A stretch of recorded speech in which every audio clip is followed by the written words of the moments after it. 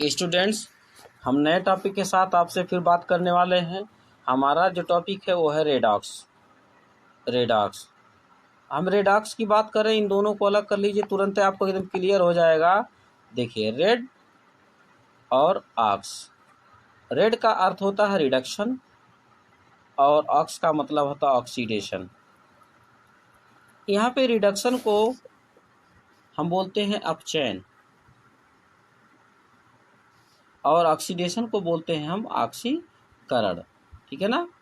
तो ऐसी अभिक्रियाएं जिनमें ऑक्सीकरण के साथ अपचयन भी होता रहता है, ऐसी अभिक्रियाओं को हम रेडॉक्स अभिक्रिया कहते हैं।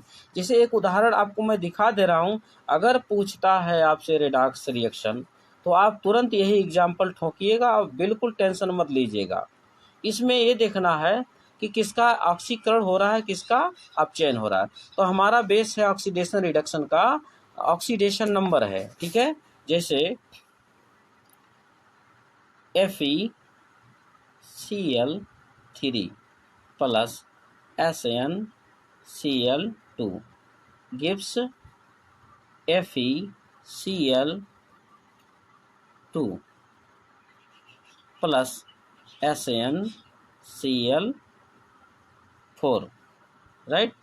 अब यहाँ पे SnCl4 FeCl3 ये समीकरण आपका बैलेंस भी नहीं है। तो आइए हम इनके बारे में जानें, किसका ऑक्सीडेशन हो रहा है, किसका रिडक्शन हो रहा है। ठीक है। तो सबसे पहले हम क्या करेंगे स्टूडेंट्स, उनके ऊपर क्लोरीन को देखते हुए क्लोरीन के ऊपर जितना क्लोरीन जहां लगा है उतना ऑक्सीकरण संख्या उनके ऊपर हम लिख देते हैं। यहाँ पे 2 क्लोरीन लगा है तो इसलिए यहाँ पर ऑक्सीकरण संख्या 2 लिख देंगे। यहाँ पे 2 लगा है तो यहाँ पे ऑक्सीकरण संख्या 2 लिख देंगे। यहाँ पर 4 क्लोरीन है तो 4 ऑक्सीडेशन नंबर लिख देंगे। ठीक है। अब आपको क्या देखना है, किसका ऑक्सीडेशन हुआ, किसका रिडक्शन। तो आइए देखते हैं। यहाँ पर Fe का ऑक्सीडेशन नंबर 3 है और आगे चलकर Fe2 का ऑक्सीडेशन नंबर 2 हो जाता है। यानी FeCl3 का घाटा हो गया। घाटा हुआ तो रिडक्शन, फायदा हुआ तो ऑक्सीडेशन। तो यहाँ पे फेरिक क्लोराइड का अपचयन फेरस क्लोराइड में हो रहा है। फेरिक क्लोराइड का अपचयन फेरस क्लोराइड में हो रहा है।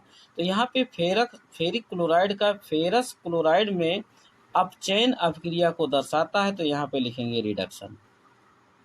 ठीक है। अब चलते हैं अगला वो पॉइंट। देखिए, यहाँ पे SnCl2 SnCl4 में देखिएगा, यहाँ पर 2 ऑक्सीडेशन नंबर है, यहाँ पे 4 ऑक्सीडेशन नंबर है स्टूडेंट।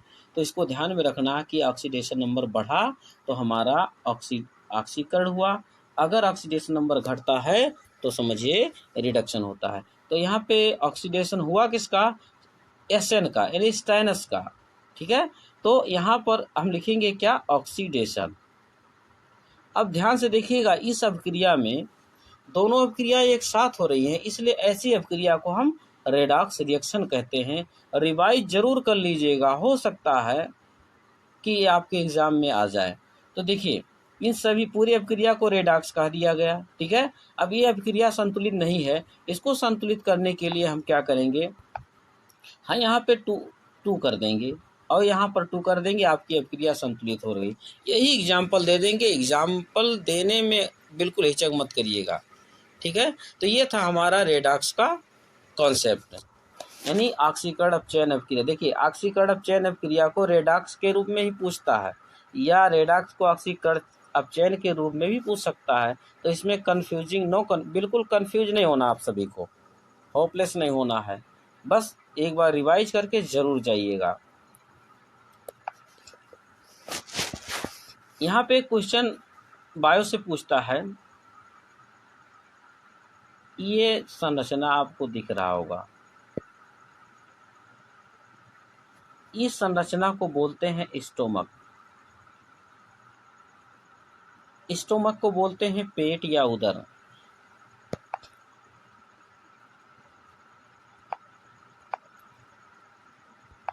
भोजन इस नली से होकर आकर यहाँ पर स्टोर हो जाता है और स्टोर जब हो जाता है तो स्टोर होने के बाद में जब ये फिलअप हो जाता है तो कहते हैं हमारा पेट भर गया, मुझे भोजन की आवश्यकता नहीं होती। अब जब भोजन इसमें आता है तो कौन कौन सी घटनाएं होती हैं, इस स्टमक के अंदर फाइलन सिकुड़न होता रहता है और इनकी दीवारों से एक एसिड निकलता है जिसको बोलते हैं HCl। ये HCl ऐसा एसिड है, एक नंबर का क्वेश्चन आप लेके जा रहे हैं स्टूडेंट्स, तो पूछ सकता है ऐसा भी कि स्टमक में, पेट में, उदर में, आमाशय में निकलने वाले अम्ल का नाम बताइए, तो आपका हाइड्रोक्लोरिक एसिड। ये करता क्या है, जो भोजन के बड़े बड़े पार्टिकल आके इस स्टमक में रुकते हैं उनको ये क्या करता है, डिजॉल्व करता है, घोलता है, गलाता है, छोटे छोटे पार्टिकल में चेंज करता है और भोजन को पीस कर लुगदी जैसा बनाता है और भोजन धीरे धीरे ये खसकने लगता। तो ये था आपके आमाशय का कार्य, इस बात को ध्यान में रखना। और मैं एक क्वेश्चन आपको देने जा रहा हूँ, देखिए आर्टरी और वेन। आर्टरी को हिंदी में बोलते हैं धमनी और इसको बोलते हैं शिरा। अब इसमें आपको मैं एक खास ट्रिक देने जा रहा हूँ। इसमें आपको ये चीज़ याद रखना है कि किसमें शुद्ध रक्त बहता है, किसमें अशुद्ध रक्त बहता है। तो यहाँ पे एक वर्ड आपको दिख रहा होगा, लेटर, जिसको बोलते हैं धा।